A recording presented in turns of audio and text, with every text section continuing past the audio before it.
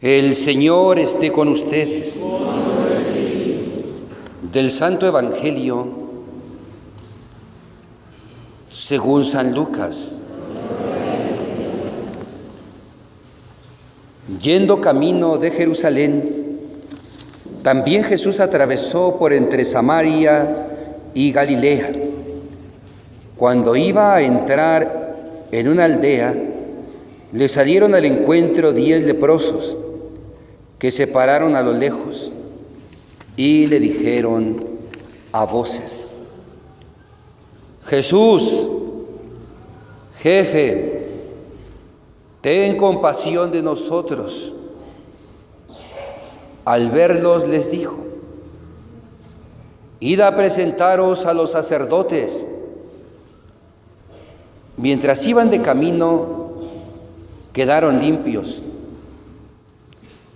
Uno de ellos, viendo que se había curado, se volvió alabando a Dios a grandes voces y se echó a sus pies rostro a tierra, dándole las gracias.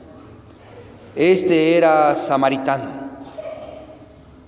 Jesús preguntó: ¿no han quedado limpios los 10?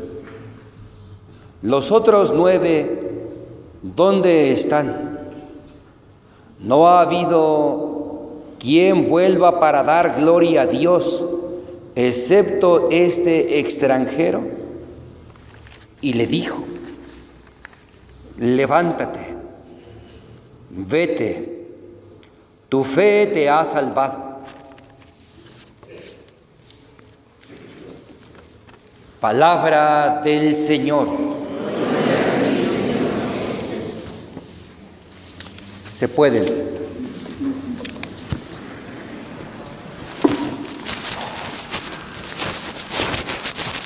Queridos hermanos, es complicado explicar en su profundidad este pasaje y vamos a hacer el esfuerzo por rescatar la idea genuina que quiso transmitir el evangelista San Lucas con este pasaje, porque no se reduce simple y sencillamente a la curación de 10 leprosos, ni al agradecimiento de uno de ellos.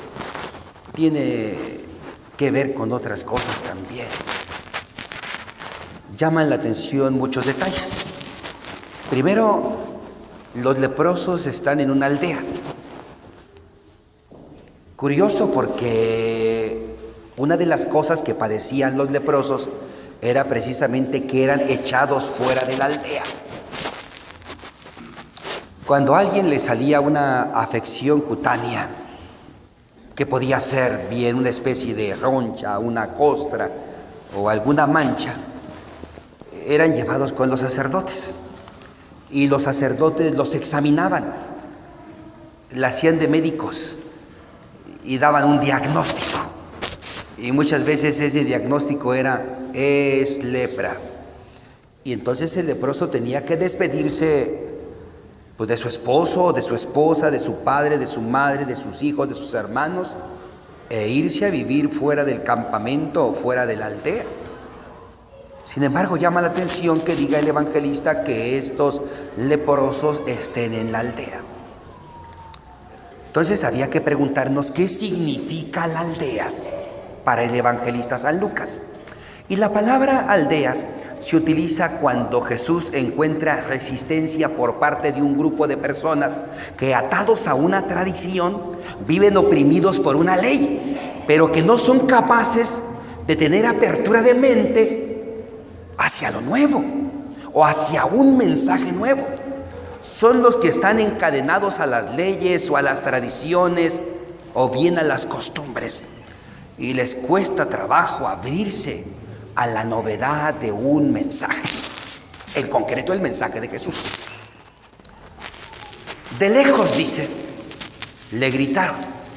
No es la lejanía geográfica, no es la distancia que se mide en metros, es la distancia de ideas, de propósitos, de objetivos. Es la distancia de proyectos.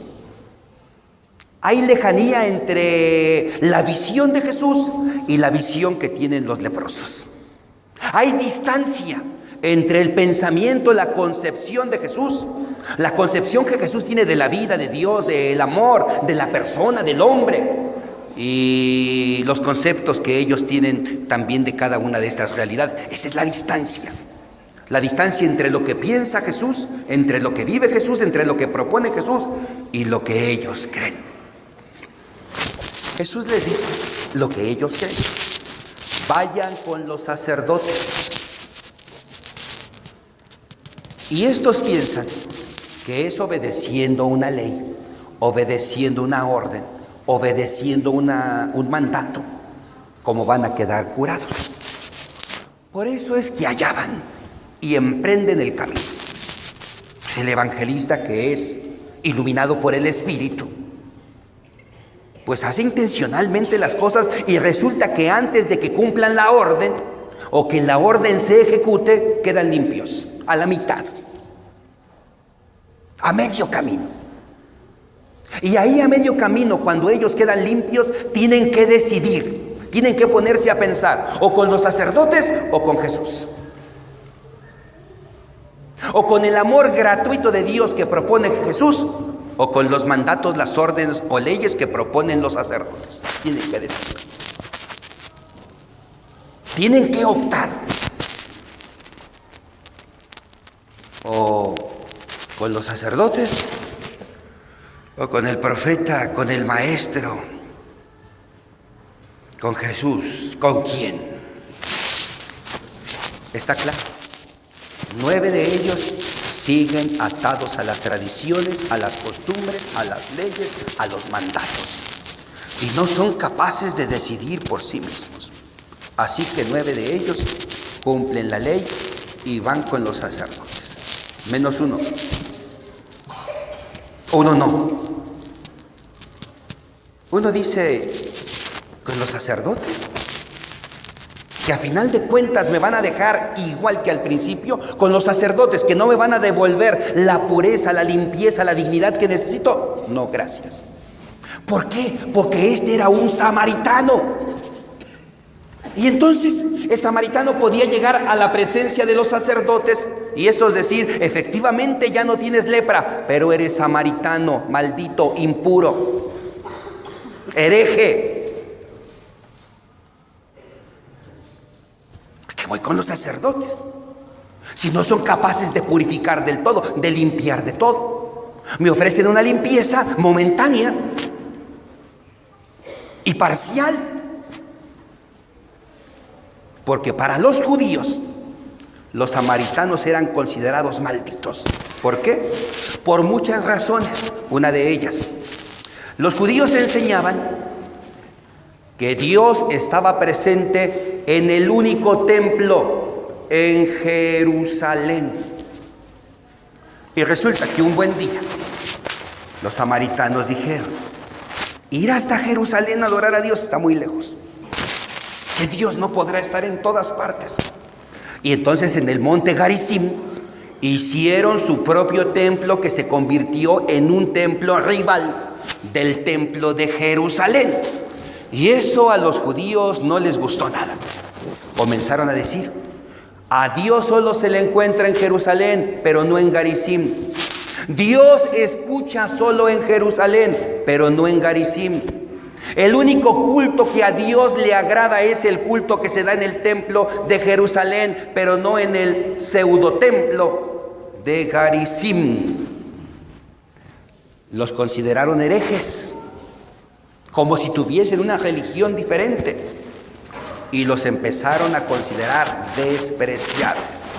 Por eso, aunque el samaritano hubiese llegado a la presencia de los sacerdotes, estos, supongamos que eran amables y que tenían un mínimo de compasión, hubieran dicho, efectivamente no eres un leproso. Pero hubieran remachado y hubieran dicho, pero eres samaritano y eso te hace un maldito. Así es que estás limpio a la mitad, pero sigues estando sucio. Entonces este leproso samaritano entiende que no son las normas, las leyes, los mandatos, la obediencia lo que hace que un hombre sea grato a Dios, sino que hay algo más. Y entonces se regresa con Jesús y se postran ante Él. Pero a Jesús no le gustan los postrados. Eso no le gusta a Jesús. A Jesús no le gusta que la gente esté postrada. Eso no le agrada. Por eso le dice, levántate. Ay, levántate. La ley te ha tirado en el piso. La ley te tiene postrado. Levántate.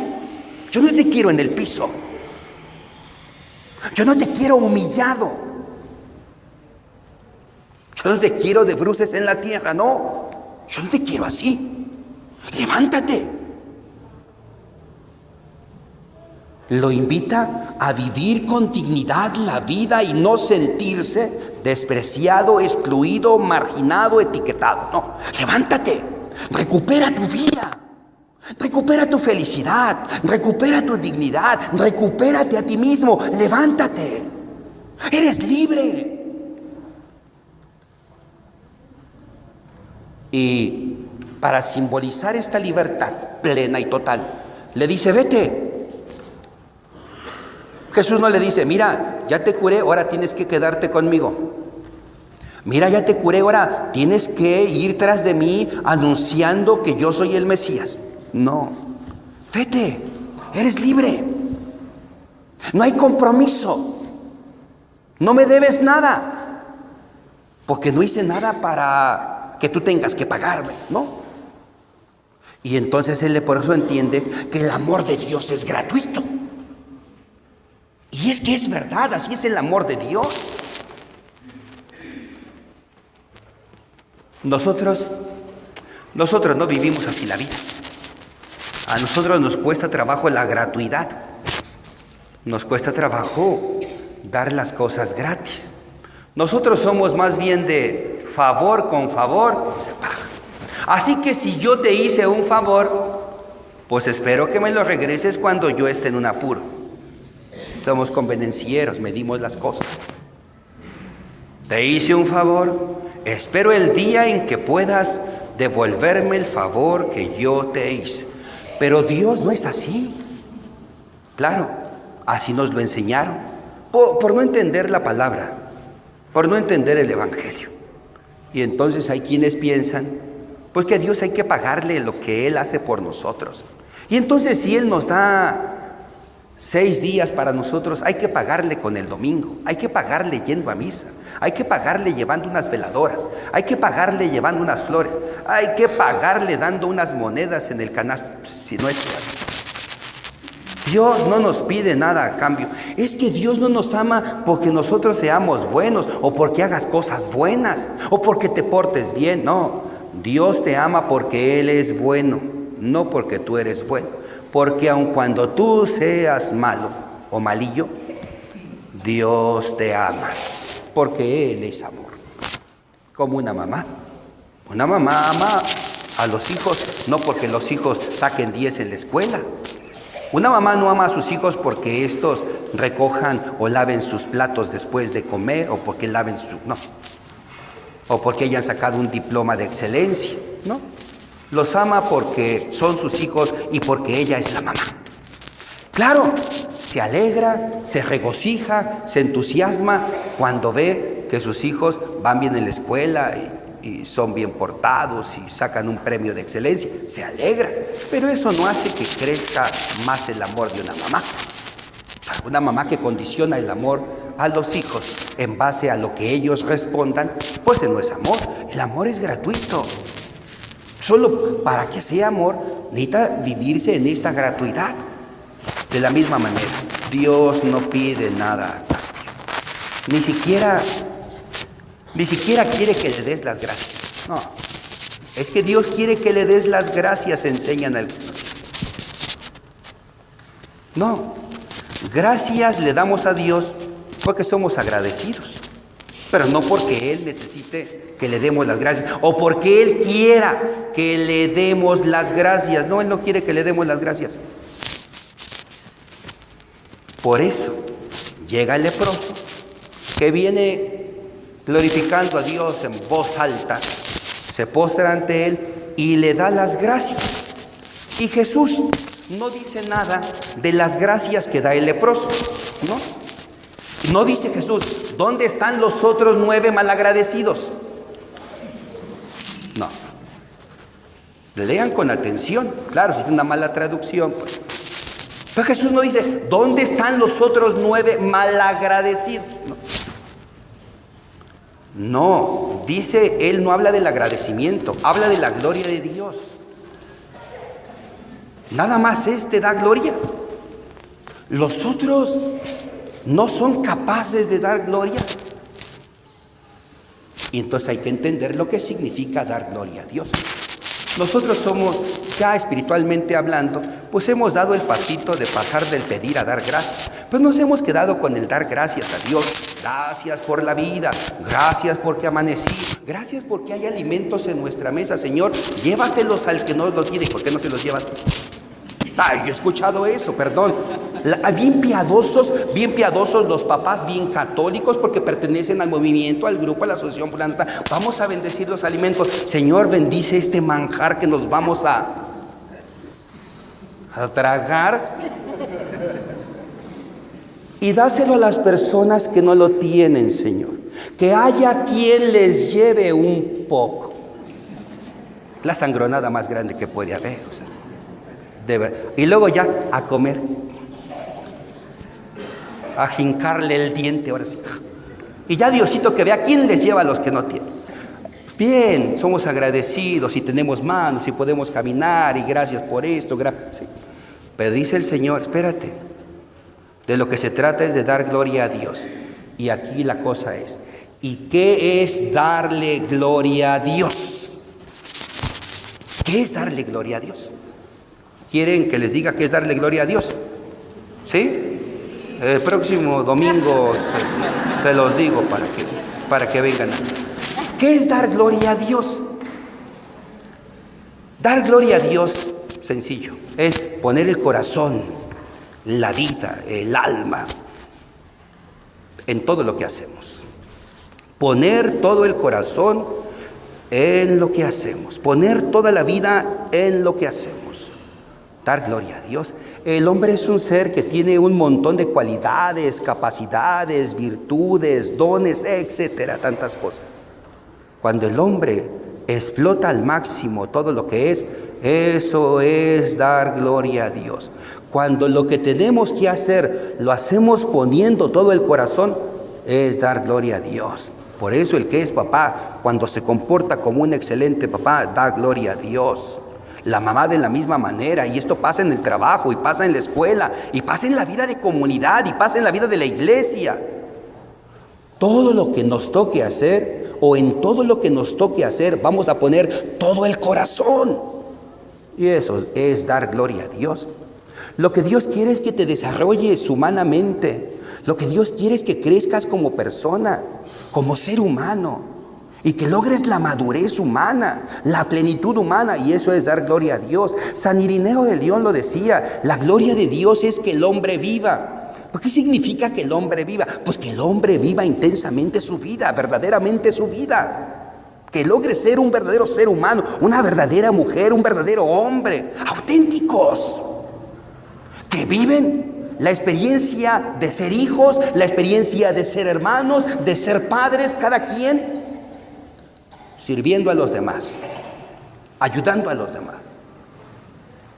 Sí, está bien que des las gracias, pero más que las gracias tienes que dar lo que corresponde a tu naturaleza humana, lo que corresponde a tu persona, lo que corresponde a tu ser de hombre, y vivir intensamente eso que eres. Y eso es darle gloria a Dios. Por eso Dios se alegra, no te ama más, se alegra, se regocija cuando tú haces lo que te corresponde y lo haces con todo el corazón, con el mayor cariño y con el amor más grande que puedas. Y eso es lo que más le agrada a Dios.